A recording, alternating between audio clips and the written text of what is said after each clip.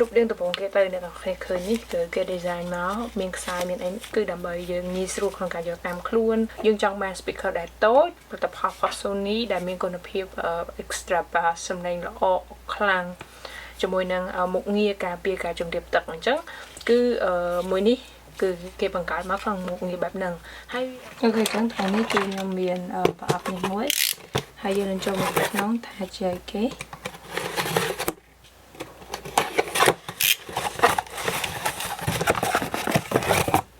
នេះគឺជា speaker របស់ Sony ដែល model នេះគឺជា model SRS-XB13 ជាពពួក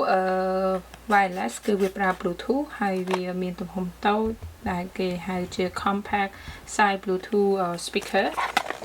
ហើយមុខងាររបស់វាគឺនៅខាងក្រោយនេះ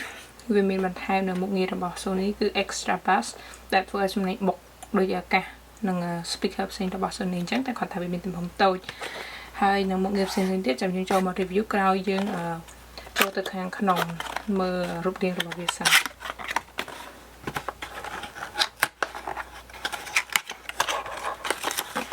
ហើយយើងមាន user manual អានេះពេលដែលទិញរបស់នៅកូរ៉េគឺវាមាន Sony Korea ដែលបញ្ជាក់ពីផលិតផល Zin របស់ Sony ដែលខ្ញុំទិញនៅក្នុងប្រទេសកូរ៉េហើយនេះគឺជាអ្វីដែលយើងនឹងបើកមើលជាអ្វីដែលយើងកំពុងរងចាំអញ្ចឹងនេះគឺជា speaker ហ្នឹងគឺទំហំតូចមែនតើនេះដៃរបស់ខ្ញុំ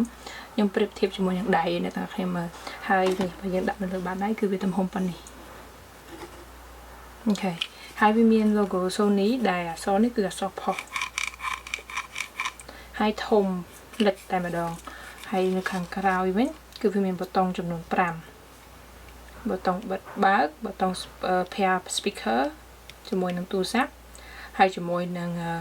pause ឬក៏ play បិទដំឡើងសំឡេងបន្ថយសំឡេង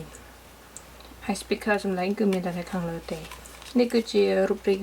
ហើយខ្ញុំនឹងដាក់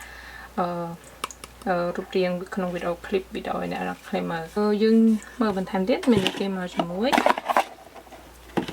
USB ជាមួយនឹង Type C ដែលនេះជាការបញ្ចូលថ្មជាមួយនឹង Type C នៅកន្លែងនេះអូខេឥឡូវយើងនិយាយអំពីសំឡេងអ្នកនរគ្នាអ្នកដែលគាត់ចង់ទិញណាគាត់ចង់ដឹងជាងគេគឺសំឡេងហើយបន្តមកទៀតចាំយើងចូលទៅនិយាយពីមុខងារនិងលម្អិតអំពី speaker មួយនេះតែឥឡូវយើងតេស្តសំឡេងទាំងអស់គ្នា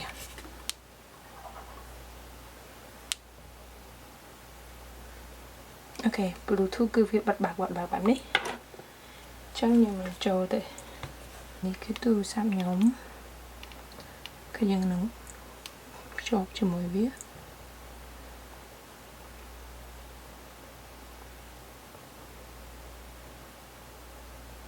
នេះឈ្មោះគឺចេញមកនេះគឺឈ្មោះ model speaker ហ្នឹងចឹងឥឡូវយើងចូល connect នេះគេលឺសំឡេងហើ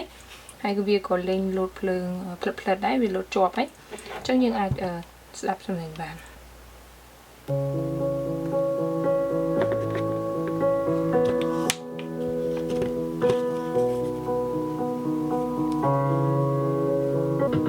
Pay the man at the door where the tension goes.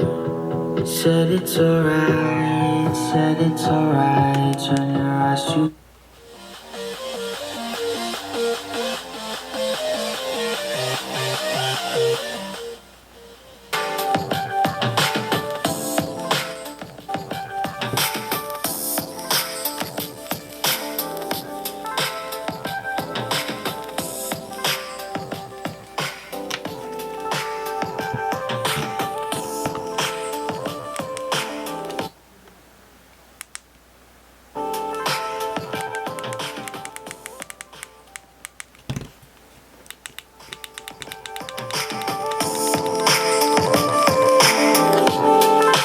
ខ្ញុំផ្អាកការធ្វើតេស្តសំឡេងសិនហើយចាំយើងធ្វើតេស្តសំឡេងនៅពេលក្រោយលម្អិតជាមួយនឹងការប្រៀបធៀបជាមួយនឹង speaker ប្រភេទផ្សេងទៀតឥឡូវយើងគាត់ស្ដាប់សារឥឡូវយើងមកនិយាយពីមុខងារលម្អិតរូបរាងដំបូងគេទៅអ្នកទាំងគ្នាឃើញនេះគឺគេ design មកមានខ្សែមានអីគឺដើម្បីយើងងាយស្រួលក្នុងការយកតាមខ្លួនយើងពពួកវាជាមួយនឹងកាតាឬក៏ជាមួយនឹង កន្លែងបញ្យួរអីផ្សេងអញ្ចឹងគឺវាយើងចង់បាន speaker ដែលតូចផលិតផលរបស់ Sony ដែលមានគុណភាព extra bass សំឡេងល្អខ្លាំងជាមួយនឹងមុខងារការពារការជំរាបទឹកអញ្ចឹងគឺមួយនេះគឺគេបង្កើតមកក្នុងមុខងារបែបហ្នឹងហើយវាមិនខុសគ្នាពីប្រភេទ speaker ផ្សេងទៀតដូច JBL ក៏មានពពួកតូចដែលដាក់តាមខ្លួនមានតពុអញ្ចឹងដែរតែខ្ញុំសម្រាប់ទិញយក Sony ដោយសារតែខ្ញុំស្រឡាញ់ Mark Sony យើងបន្ថែមពីនឹងមកកន្លែងបញ្ចូលថ្មនេះគឺគេមានអាសៀលនេះតុននេះគឺវាយើងត្រូវបិទឲ្យជាប់នៅពេលដែលយើងចង់បញ្ចូលថ្មដោយសារតែនៅពេលដែលយើងបញ្ចូលថ្មរួចដោយសារតែពេលដែលយើងដាក់វាចូលទឹកអីចឹងគឺវាការពារការជ្រាបចូលទឹកអញ្ចឹងការពារកុំឲ្យ speaker ហ្នឹងវាខូចតាមរយៈការធ្វើតេស្តគឺថាវាអាចដាក់ចូលក្នុងទឹកបានតែវាអត់លិចទេគឺវាអណ្ដែត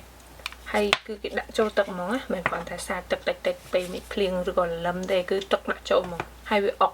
អញ្ចឹងនេះគឺជាគុណសម្បត្តិមួយទៀតដែលខ្ញុំជ្រើសរើសយក speaker មួយនេះគឺជាមុខងាររបស់វាទី1គឺវាមានកម្រិតជ្រាបទឹកគឺ IP 67តែអាហ្នឹងមានន័យរបស់វាអាហ្នឹងតើយើងឆែកមើលហើយនឹង dust proof អញ្ចឹងមានន័យថាវាការពារទាំងការជំរាបទឹកជាមួយនឹងការពារការធូលីឬក៏ការច្រេះអីផ្សេងដោយសារតែដែកវានេះគឺបើតាមខ្ញុំស្ដាប់ការពេលគេចេញ speaker នឹងដំបូងខាងក្រុមហ៊ុន Sony បាននិយាយថាគេបានបន្ថែមនៅសារធាតុដែលអាចជួយការពារនៅពេលយើងដាក់ចោលហាលថ្ងៃយូរអញ្ចឹងវាអាចធ្វើឲ្យវាឡើងច្រេះឬក៏ឡើងរបកថ្នាំទេហើយចំពោះទំហំបាក់តេរីវិញថ្មគឺវាប្រើបានយូររហូតដល់16ម៉ោងហើយបើតាមគេនិយាយថាបើយើងបើក 100% គឺប្រើបាន5ម៉ោងហើយប្រភេទ Type C សម្រាប់ការឆាត់ថ្មសាកថ្មមួយទៀតនោះគឺ multi way strap អញ្ចឹងមានន័យថាអានេះគឺគេចង់បង្ហាញពីគុណសម្បត្តិមួយដែលសារតែ strap នេះយើងមិនត្រឹមតែអ្នក strap នេះគឺខ្សែនេះយើងមិនត្រឹមតែអាចដាក់វាតែមកប្រភេទឧទាហរណ៍ដូចប្រភេទ speaker របស់ JBL វាមានតែតពុអីអញ្ចឹងយើងចង់ដូរទីតាំងដូររូបរាងរបស់វាបំលាស់ទីពិបាកតែចំពោះអានេះវិញយើងអាចដាក់កន្លែងណាក៏បានដែរដោយសារតែវាមានជម្រើសយើងច្រើនគេធ្វើឲ្យវាមានជម្រើសច្រើនឃើញរុនវាមានរហូតដល់4រុននៅខាងក្រៅអញ្ចឹងយើងចង់ដូរវាតិចយ៉ាងម៉េចក៏បានដែរស្រាប់តែយើងហ្នឹងអញ្ចឹងយើងអាចយួរអញ្ចឹងក៏បានដែរមុខងារគឺហៅថា sound diffusion សាច់សំឡេងរបស់វាគឺមាន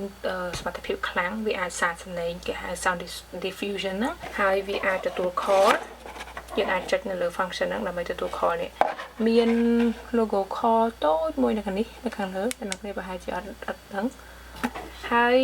មួយទៀតចំណុចចុងក្រោយគឺ stereo pair យើងមាន speaker តែមួយយើងមិនអាចឲ្យវាមានសំឡេងឆ្វេងស្ដាំបានទេអញ្ចឹងយើងអាចទិញ2ហើយយើងភ្ជាប់ឧបករណ៍2ហ្នឹង speaker ដូចគ្នាហ្នឹង2ក្នុងពេលតែមួយហើយយើងអាចស្ដាប់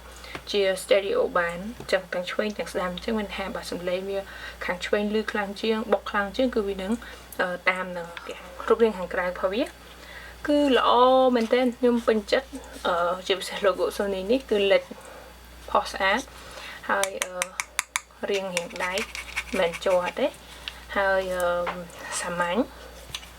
តូចសំឡេងខ្លាំងហើយខាងក្រោមវិញគឺរាងជាប់ទន់ការពារការរអិលនេះមិនងាយរអិលទេសង្ឃឹមថាខ្ញុំអាចនឹងចេញយោបល់ខ្ញុំក្រោយពេលខ្ញុំសាកប្រើនឹងតេស្តជាមួយនឹងការប្រើប្រចាំថ្ងៃចង់ដឹងថាវាមានសមត្ថភាពនិងគុណភាពមិនអញ្ចឹងយើងនឹងជួបគ្នាក្នុងវីដេអូក្រោយបើអ្នកទាំងគ្នាចូលចិត្តសូមកុំភ្លេចជួយ like និង subscribe ពីព្រោះថាខ្ញុំនឹងបង្កើតវីដេអូនិង content ស្តៀងហ្នឹងជាមួយនឹងការធ្វើ review ក៏ដូចជា tip ខ្លះៗទៀតអញ្ចឹងជួយទៅ follow ខ្ញុំដែរបើសិនជាចាប់អារម្មណ៍ខ្ញុំមាន link អូខេអញ្ចឹងយើងជួបគ្នាក្នុងវីដេអូក្រោយបាយបាយ